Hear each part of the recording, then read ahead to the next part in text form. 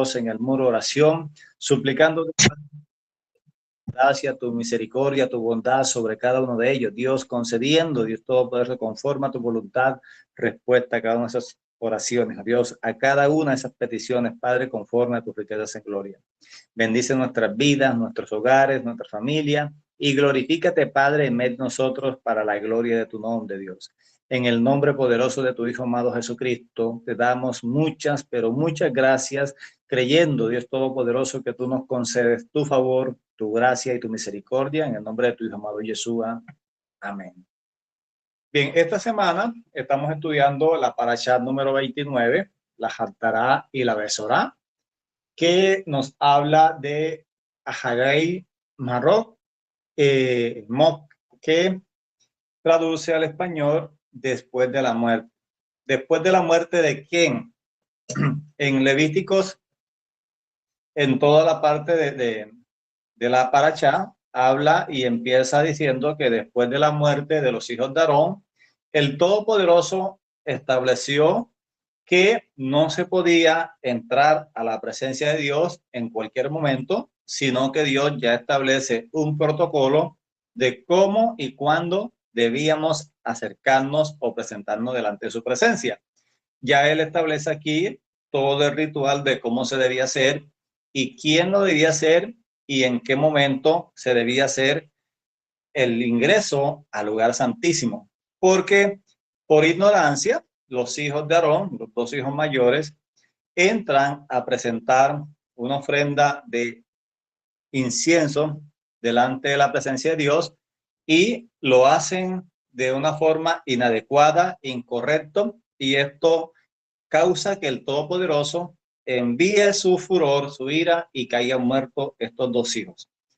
Entonces, producto de esto, Moisés habla a Aarón y a todo Israel después de la muerte de los dos hijos de Aarón. Dios establece a través de Moisés que el sumo sacerdote debía entrar al lugar santísimo una sola vez al año, pero antes de ingresar tenía que presentar un sacrificio expiando sus propios pecados, después los de su familia, después de toda la congregación, y después sí podía ingresar a presentar la ofrenda o el corbán de acercamiento a la presencia de Dios, y se establece lo que es el Kipur, la expiación, que quita el pecado por ignorancia o los pecados que cometían las personas involuntariamente o inconscientemente, y no los que eran cometidos conscientemente.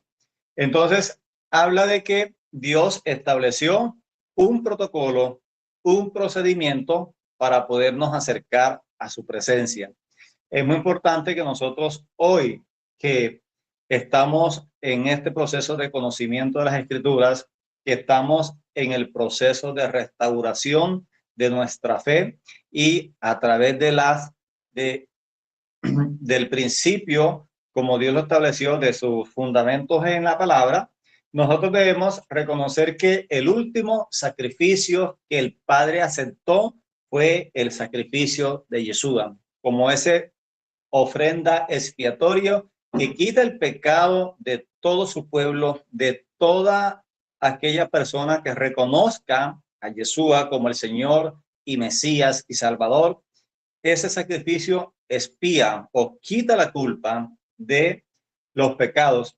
A través de ese sacrificio, el Padre completó la obra redentora y estableció su plan dispuesto de antemano, porque toda la celebración de las fiestas bíblicas eran un anticipo profético de lo que iba a acontecer. Ya Jesús, sacrificado como nuestra Pascua, sacrificado como ese cordero del Kipur que quita la culpa, él resucita al tercer día y se presenta delante del trono del Todopoderoso, intercediendo por nosotros día y noche. En esta semana estamos estudiando en la Besorá, el Evangelio de Mateo, los capítulos 16, 17 y 18, pero me voy a enfocar específicamente en el capítulo 16, versículo del 13 en adelante, y dice lo siguiente. Leo desde la Reina Valera, y dice: viniendo Jesús de la región de Cesarea de Filipo, preguntó a sus discípulos diciendo: ¿quién dicen los hombres que es el Hijo del Hombre? Ellos le dijeron: unos Juan el Bautista, otros dicen Elías, y otros Jeremías o alguno de los profetas. Él les dijo: ¿y vosotros quién decís que soy yo? Respondiendo Simón Pedro le dijo: tú eres el Cristo, el Hijo del Dios viviente. Entonces le respondió Jesús: bienaventurado eres, Simón Pedro, hijo de Jonás, no te lo ha revelado carne ni sangre, sino mi Padre que está en los cielos. Y yo también te digo que tú eres Pedro, que sobre esta roca edificaré mi congregación, y las puertas del Hades no prevalecerán contra ella. Y a ti te daré las llaves del reino de los cielos, y todo lo que atares en la tierra será atado en los cielos, y todo lo que desatares en la tierra será desatado en los cielos. Entonces mandó a sus discípulos que no lo dijesen a nadie, que él era el Cristo. Bien, en este texto vemos cómo Yeshua, después de haber estado enseñando a una gran multitud, les había enseñado acerca de el proceso de que se tenían que apartar, santificar para él a través de guardarse las doctrinas de los fariseos, porque los mismos líderes religiosos se habían acercado a Jesús, lo habían confrontado y le habían demandado una señal, y él les había establecido que la única señal que les iba a dar era la señal del profeta Jonás. Y así como Jonás estuvo en el vientre del gran pez 3 días y 3 noches, él iba a estar 3 días y 3 noches en el corazón de la tierra, y después de eso él iba a resucitar. Luego los discípulos que habían estado con él empezaron a pensar que él, después de haber mirado todos los milagros que había hecho a través de la multiplicación de los panes sobre 4,000 y 5,000, él le dijo que se guardara de la levadura de los fariseos. Entonces ellos pensaron que estaba hablando de la levadura del pan porque no habían traído pan, y después él los direcciona y les dice: no, no estoy hablando del pan. ¿No se acuerdan de cuántas cestas recogieron de los 5 panes y los 2 peces? Ellos le respondieron: y de los panes de los 4,000, ¿cuántas cestas recogieron? Entonces todo eso los llevaba a que Yeshua los estaba orientando hacia que tenían que mantenerse solo en las escrituras y solo en la fe en él, para mantenerse con el fundamento que habían establecido. Entonces, aquí en el verso 13 del capítulo 16 dice que viniendo Jesús de la región de Cesarea de Filipo, le preguntó a sus discípulos diciendo: ¿quién es el Hijo del Hombre? Entonces, es una pregunta muy, pero muy actual, porque hoy mucha gente, cuando tú le preguntas quién es Jesús, muchos tienen a Jesús como un hombre común y corriente, como una persona más que pasó por este mundo, lo tienen como un profeta más, lo tienen de pronto como un charlatán, porque así lo miran muchos, pero realmente, ¿quién es el Hijo del Hombre? Entonces, veamos lo que Yeshua guía al pueblo. Sus discípulos, que conocían el contexto que estaban viviendo, que conocían las escrituras, empiezan a responderle a Jesús. Unos dicen que Juan el Bautista, otros dicen que Jeremías, otros dicen que alguno de los profetas, pero Jesús fue mucho más específico y les preguntó: ¿quién dicen ustedes que soy yo, el Hijo del Hombre? Entonces, Yeshua constantemente, para referirse a sí mismo, él no utilizaba expresiones como el Hijo de Dios, como el Mesías, sino que utilizaba esta expresión, el Hijo del Hombre. Entonces, vemos que en Isaías capítulo 28, vamos a mirar allí lo que la Escritura dice. Jesús estaba denominándose como el Hijo del Hombre, como la piedra angular, como el que había mostrado el Padre Celestial al profeta, donde él había visto ese anciano de días, ese que había recibido toda la gloria, toda autoridad, toda potestad, tanto del cielo como la tierra, era el que había manifestado al pueblo. Entonces, Isaías capítulo 28, vamos a buscarlo aquí, verso 16 y 17, dice lo siguiente: por tanto, Jehová el Señor dice así: he aquí que yo he puesto en Sión el fundamento de una piedra, piedra reprobada, angular, preciosa, de cimiento estable. El que creyere, no se apresure. Y dice, verso 17, ajustaré el juicio al cordel y al nivel de la justicia, y granizo barrerá el refugio de la mentira, y aguas rodearán el escondrijo. Entonces, esa piedra angular, porque Pedro le responde: Señor, tú eres el Cristo, el Hijo del Dios viviente.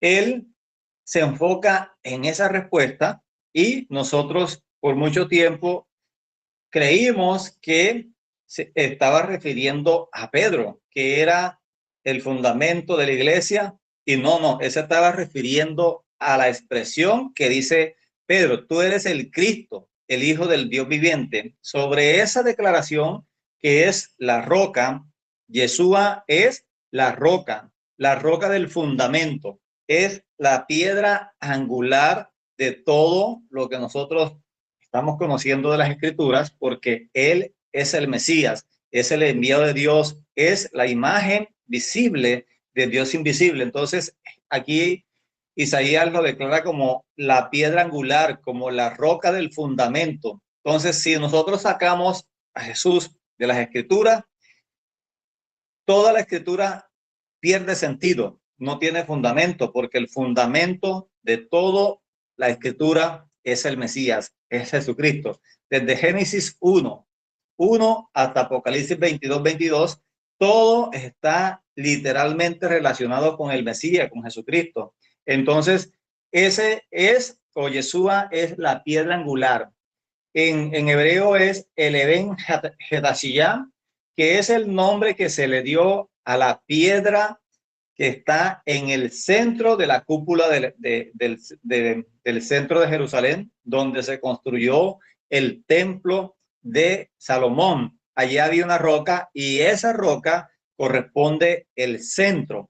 Entonces, hay algo bien interesante, porque el Jerusalén es el centro de la tierra.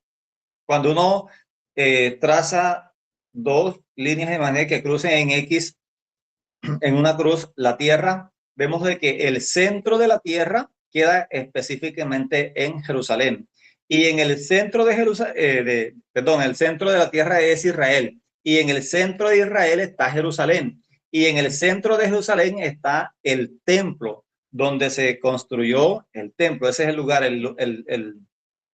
el monte del templo.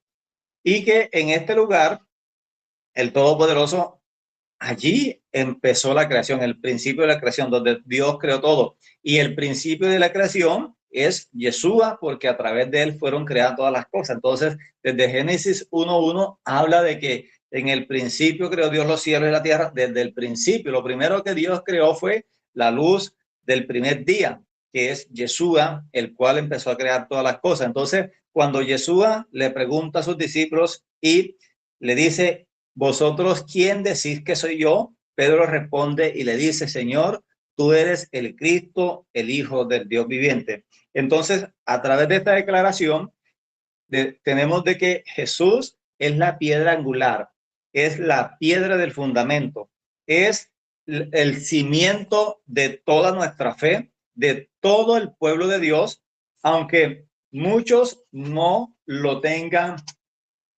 claro o no lo perciban así, o tengan de pronto como Jesús un profeta más, o como un hombre que marcó la diferencia en medio de la sociedad judía.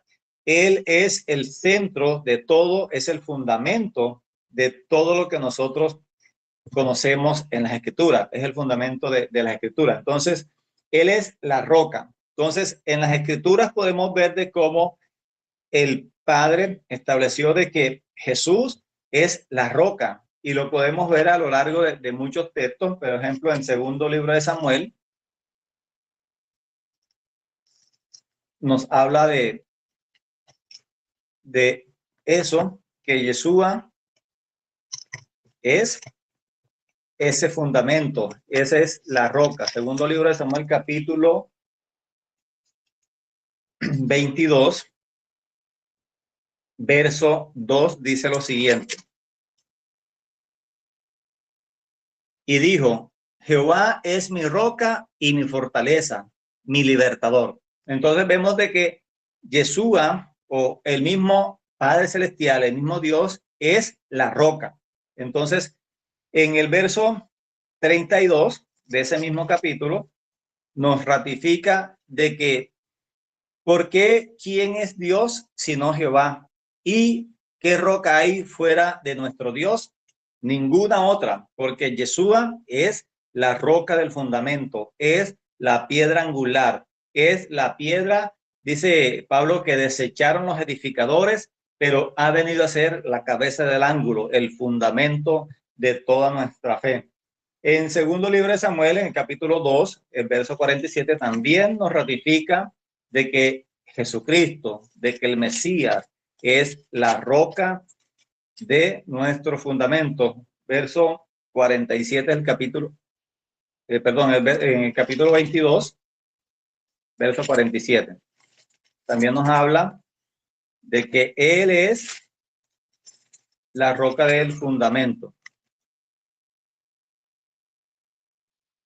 Entonces vemos de que Yeshua, Él es la roca.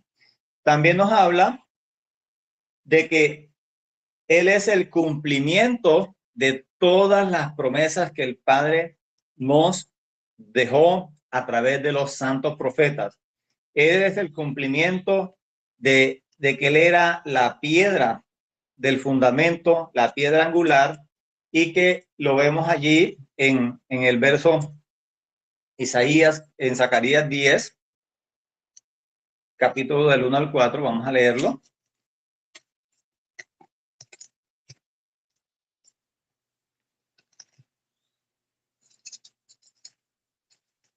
Zacarías 10, capítulo del 1 al 4.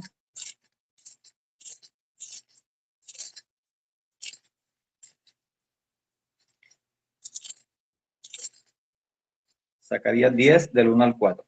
Dice: pedid a Jehová. Zacarías 10. En esta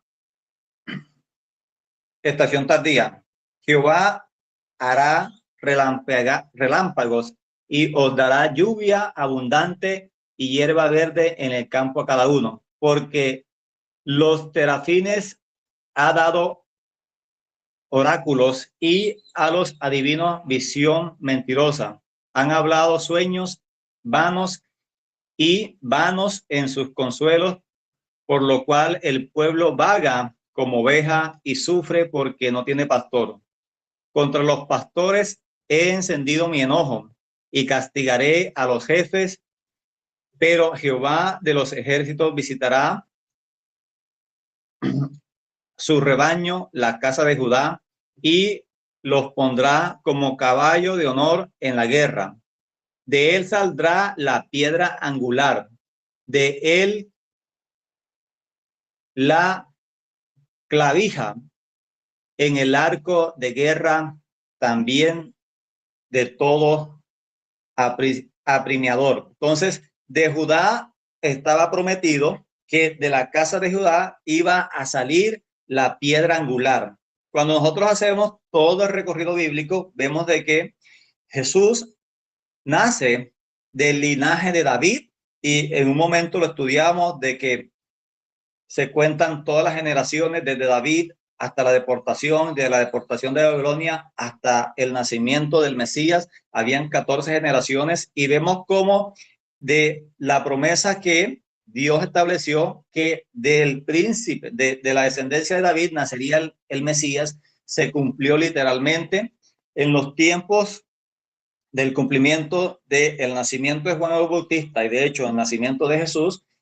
El pueblo conocía las profecías, conocía todo eso, y había una expectativa tan grande de que podría en cualquier momento aparecer el Mesías. Entonces Dios estableció allí el cumplimiento de todas las cosas, el cumplimiento de la restauración del pueblo, el inicio de la restauración de las dos casas, y aparece el Mesías, aparece la piedra angular. De hecho, fue reprobada por los edificadores, hablando acerca de los maestros que enseñaban al pueblo la palabra, la Torá. Ellos desecharon al Mesías, desecharon al fundamento, pero el Padre estableció a Jesús como esa piedra angular, como ese fundamento de todas las cosas. Entonces, Él es la cabeza de todo principado, Él es la piedra angular, Él es el fundamento de todo, Él es la roca.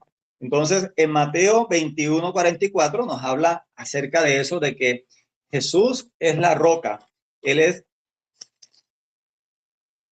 Mateo 24:44 dice que por tanto también vosotros estad preparados, porque el Hijo del Hombre vendrá a la hora que no penséis. Entonces, Dios estableció de que así como vino, Él va a volver la segunda vez, pero no va a volver como vino la primera vez, como ese siervo sufriente, sino nunca va a venir en su gloria. Entonces, en el contexto del capítulo 16, un poquito atrás, habla de cómo sus discípulos habían recibido toda la formación, toda la instrucción de Yeshua, de que se debían purificar, santificar, así como cuando Aarón recibe la instrucción de Moisés de poder ingresar a la presencia de Dios en completa santidad, en completa purificación, para que no pasara lo mismo de por ignorancia o por error perdieran la vida.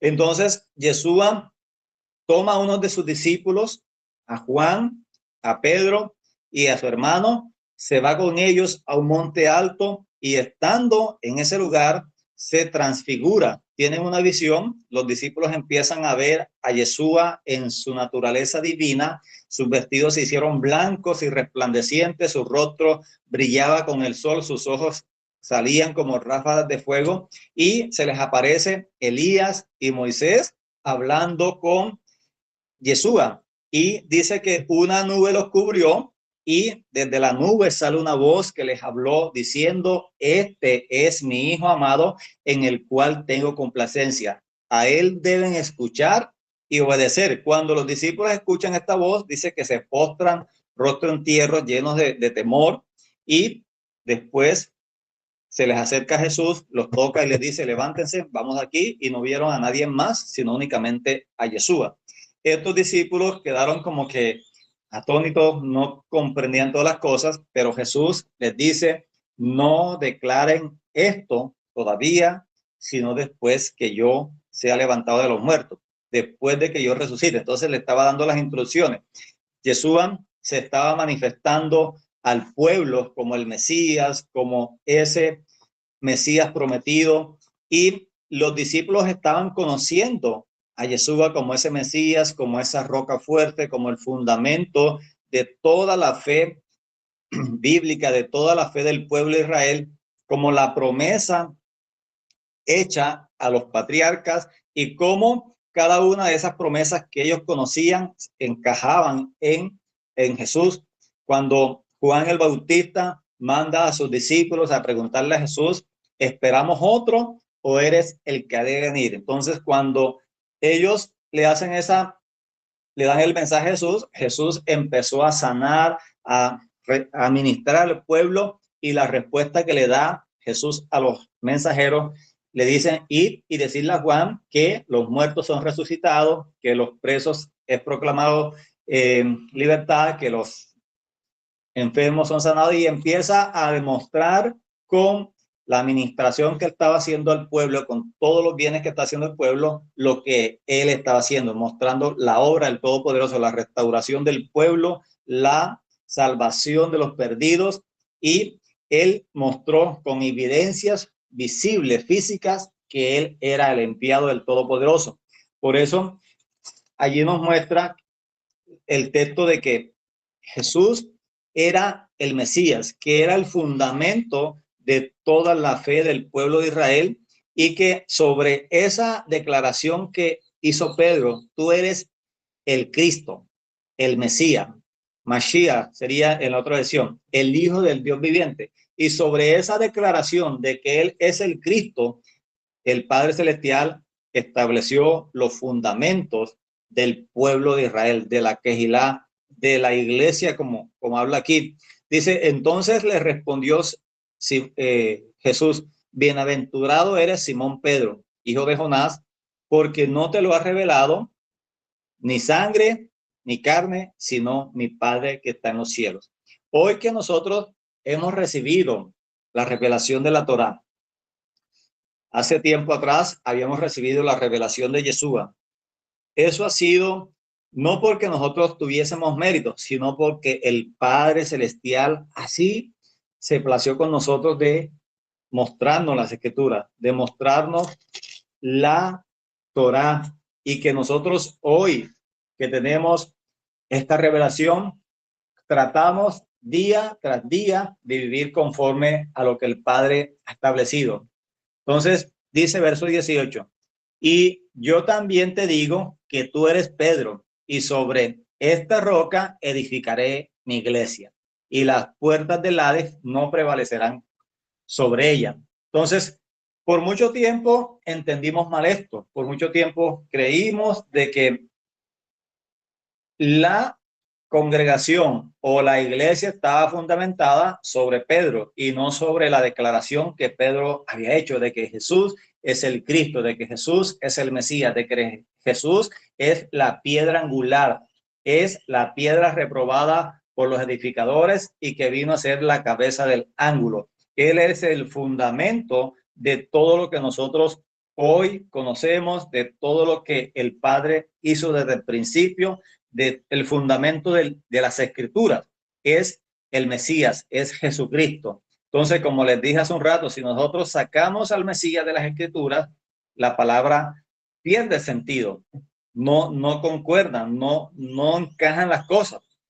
Lo podemos ver literalmente con la casa de Judá. La casa de Judá no ha reconocido el Mesías, y para ello ellos dicen de que hay secciones o frases o textos que son difíciles de interpretar porque no lo conectan con Mesías, y el cumplimiento de la Torá es el Mesías. El fin o el propósito de la ley de Dios era la manifestación del Mesías, y que el Mesías iba a venir a cumplir con todo lo prescrito por el Padre para que nosotros tuviésemos entrada y ese camino para llegar a su presencia. Entonces vemos de que desde entonces él empezó a anunciar a sus discípulos que iba a morir, que tenía que padecer por los líderes religiosos y por los ancianos de Israel, que tenía que ser llevado cautivo, sentenciado a muerte, morir y posteriormente resucitar después de 3 días. En ese momento, sus discípulos no lograron comprender eso porque ellos estaban inmersos en un contexto donde ellos querían libertad, donde ellos querían que los liberaran de la esclavitud del Imperio Romano, y ellos estaban buscando ese Mesías libertador que los redimiera de esa opresión en la cual estaban viviendo. Por eso ellos no pudieron concebir en sus mentes en sus mentes de que él tenía que morir. Por eso el mismo Pedro se acerca después a Jesús y le dice, Señor, ven acá, no es necesario que tú mueras. ¿Para qué vas a morir? Jesús lo tiene que reprender y le dice, apártate de mí, Satanás, porque no pones la mirada en las cosas del cielo, en las cosas que, en el plan que el Padre tiene, sino en las cosas de la tierra. Entonces, el mismo Pedro se estaba poniendo en ese momento como un obstáculo para cumplir el plan de Dios. Entonces, parte de lo que Jesús estaba mostrando a sus discípulos, ellos no lo estaban entendiendo en ese momento, pero el mismo Jesús les dijo, después lo van a comprender. Ahora no lo entienden, pero después lo van a comprender. Así como nosotros por muchos años no comprendimos lo que hoy comprendemos porque teníamos un velo, porque no podíamos ver la profundidad de las escrituras, no podíamos ver la conexión que tenía los mandamientos que Dios estableció con el Mesías, no lo podíamos entender hasta que Él nos quitó el velo, nos reveló su palabra y por eso Él desde el principio anunció su muerte. Él desde el principio declaró de que tenía que padecer de los líderes religiosos, de que tenía que ir hasta allá y morir por su pueblo, como esa ofrenda expiatoria, como ese último sacrificio que el Padre Celestial iba a aceptar, como que iba a quitar toda la culpa, el precio que él tenía que pagar. Entonces, vemos de que Pedro había hecho una declaración fundamental que Yeshua estaba tomando cuando él dice sobre esta declaración, seguramente no estaba mostrando a Pedro, sino que estaba mostrando esa piedra angular, ese lugar que donde estaba construido el templo, donde estaba construido la casa de Dios Todopoderoso, y sobre esa declaración empezó a construirse la iglesia o la cajilá o el pueblo. Entonces, desde entonces hasta hoy, en el nombre de Jesús se congregan las naciones, no en el nombre de Pedro, sino en el nombre de Yeshua. Entonces vemos de que en el verso 20 dice lo siguiente del capítulo 16, entonces Jesús dijo, por vuestra poca fe, porque de cierto os digo que si tuviese fe como un grano de mostaza, diréis a este monte, pasa de aquí a allá y se pasará. De nada os será imposible. Pero este género no sale sin ayuno y oración. Y esto habla del contexto de que sus discípulos, el resto de discípulos que estaba allí reunido, le habían traído un endemoniado, le habían traído una persona que era atormentada por un espíritu inmundo. Ellos intentaron echar el espíritu inmundo, pero no pudieron. Y cuando se acerca a Jesús, llega Jesús, el padre del muchacho sale corriendo, se postra adelante de él y le dice, ayúdame a mi hijo y a mí. Le dije a tus discípulos que echaran fuera el demonio y él empieza a explicarle todo esto, pero Jesús les dice, ustedes no lo pudieron hacer porque tienen poca fe. No lo pudieron hacer porque no están confiando completamente en mí, en mis escrituras, en lo que el Padre me ha dado y por eso no lo pudieron. Entonces, sus discípulos, después que sucede todo esto, se acercan aparte y le preguntan a Jesús, Señor, ¿por qué no pudimos echarlo afuera? Entonces él le empieza a explicar de que él estaba cumpliendo al pie de la letra con todas las instrucciones del Todopoderoso y que era necesario que ellos tuviesen toda su fe, el fundamento puesta en su palabra, en la obediencia a las escrituras y no en tradiciones y mandamientos de hombre. Entonces, vemos de que era muy importante que estuviésemos fundamentados sobre el Mesías, que sigamos creciendo sobre Jesucristo, que sigamos creciendo en obediencia a las instrucciones que Él estableció. Y dice que Él es la piedra angular, Él es el fundamento de todas las cosas. Por eso es muy importante que nosotros sigamos creciendo en Dios, sigamos creciendo en el conocimiento de las escrituras, pero ese crecimiento debe conectarse con nuestro estilo de vida, en un estilo de vida correcto, agradable delante de Dios, en santidad, en obediencia, para que nosotros también podamos reflejar el carácter de Cristo a los demás con nuestra conducta. Entonces, vemos de que Jesús siguió haciendo la obra. Él muestra a sus discípulos todo lo que estaba haciendo. Por eso es que es importante que todos nosotros nos debemos preparar bien y presentar delante del Rey, delante del Mesías, en completa santidad. Debemos continuamente examinar nuestro corazón para que nosotros, al momento de presentarnos delante de Dios, no haya ningún obstáculo o no haya nada que nos repruebe o que nos haga estar mal delante de Dios. Por eso es muy importante que día tras día estemos a paz con Dios y no esperar hasta la fecha que Dios estableció, donde se debían expiar todos los pecados en Yom Kippur. Entonces, en la época del templo, antes de que Yeshua muriera, todo el pueblo era convocado a la celebración de esta fiesta y todos llegaban a Jerusalén a celebrar Yom Kippur y allí recibían expiación de los pecados que habían cometido durante todo ese año. No los pecados conscientes, sino los pecados por ignorancia, los pecados por inconscientes que ellos no se dieron cuenta que habían pecado. Esos eran los pecados que eran cubiertos, los pecados que se hacen conscientemente.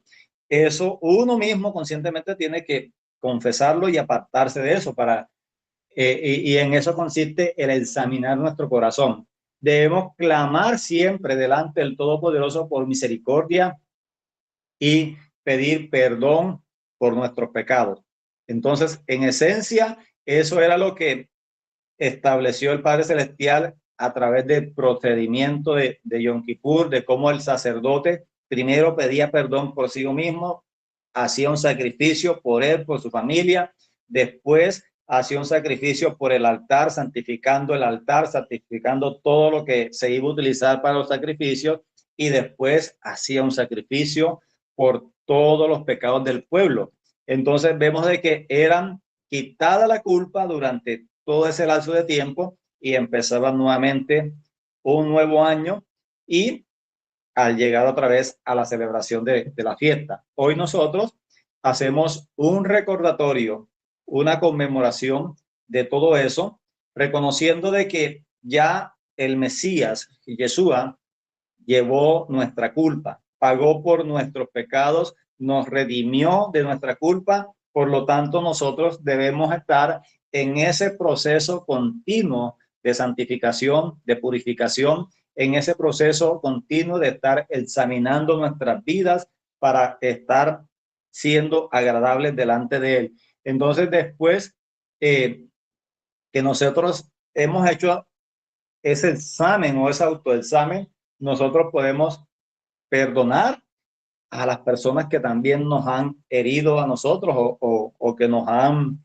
de pronto causado cualquier incomodidad. Entonces es un proceso, así como Dios nos perdona, nosotros también tenemos que perdonar a los demás, porque así lo ha determinado el Señor y podemos nosotros estar siempre conectados con Dios, siempre allí radiante, siempre haciendo la voluntad del Padre Celestial.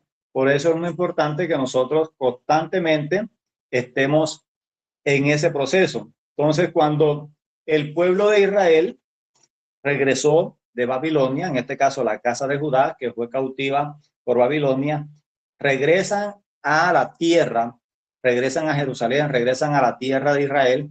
Ellos regresaron, no todo el pueblo, sino un remanente, pero ellos trajeron influencia de Roma, perdón, de Babilonia, trajeron muchas costumbres que durante 70 años aprendieron en Babilonia y se quedaron con ellos el resto de sus vidas. Hoy podemos ver secuela de eso, parte del calendario que manejan ellos tiene una influencia babilónica muy marcada.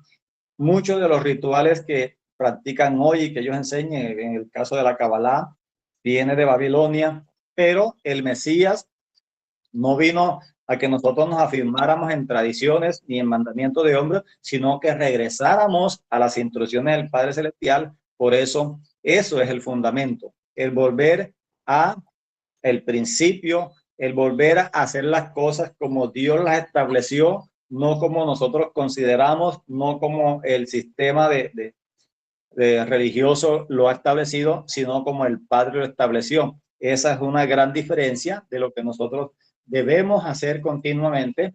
Por eso la palabra nos lleva a eso, a que nosotros tenemos que seguir enfocados en las escrituras, debemos seguir enfocados en lo que el Todopoderoso ha establecido, y de esa manera nosotros podemos ver de que Yeshua es el fundamento. Él es la cabeza de todo. Él es lo que nosotros necesitamos para seguir avanzando. Entonces, en Romanos capítulo 9, verso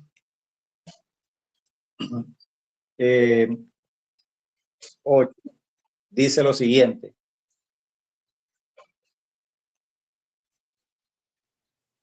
Romanos 9.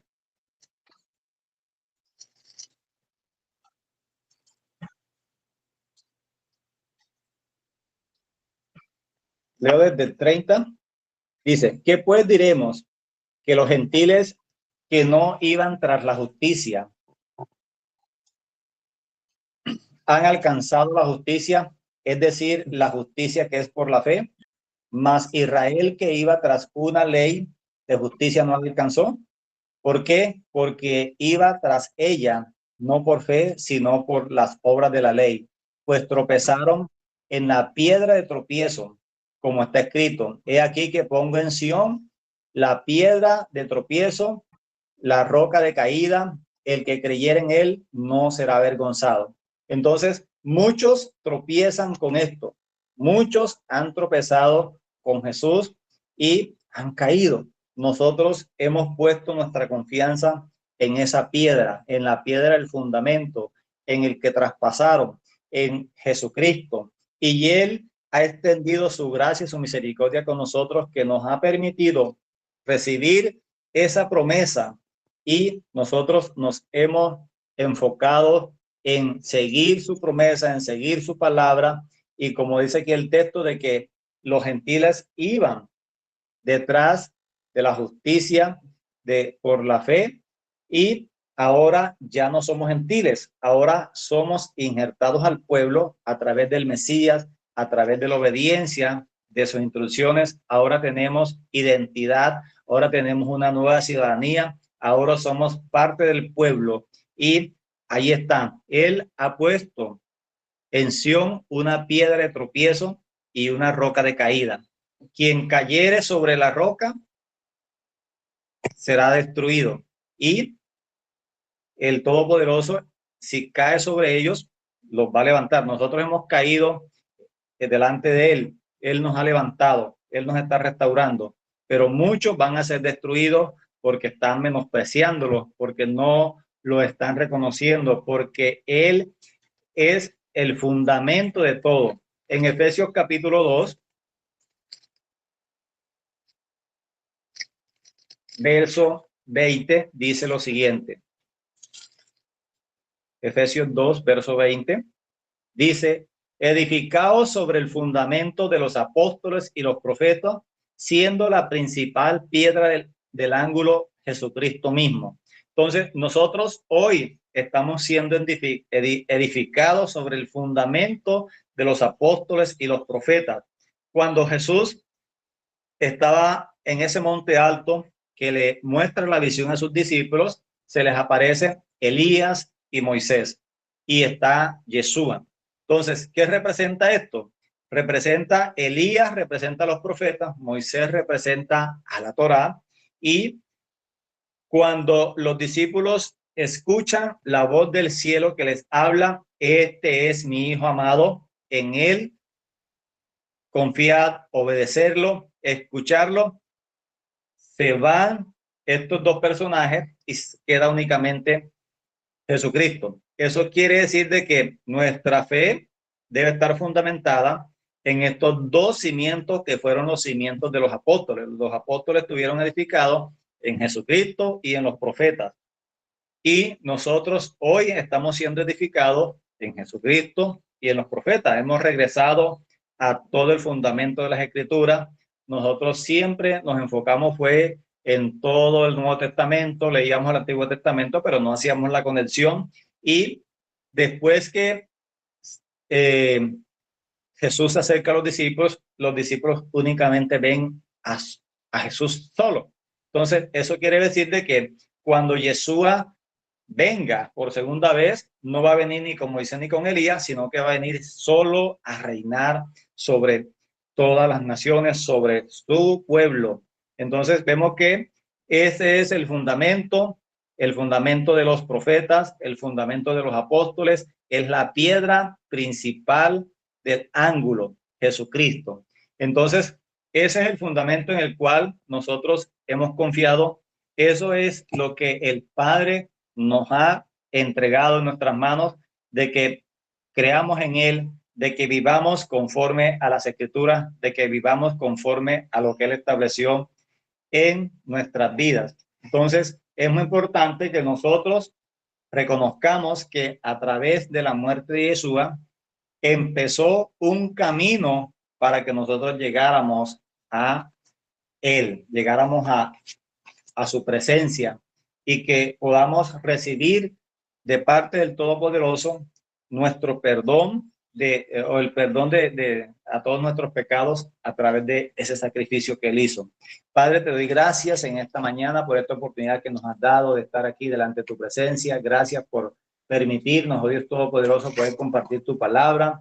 Gracias porque a través de este tiempo, Dios Todopoderoso, venimos delante de ti. Sigue guardando nuestras vidas, sigue derramando tu gracia, tu bendición sobre nosotros para la gloria de tu nombre. Muchas gracias en el nombre de tu Hijo amado Jesucristo. Amén.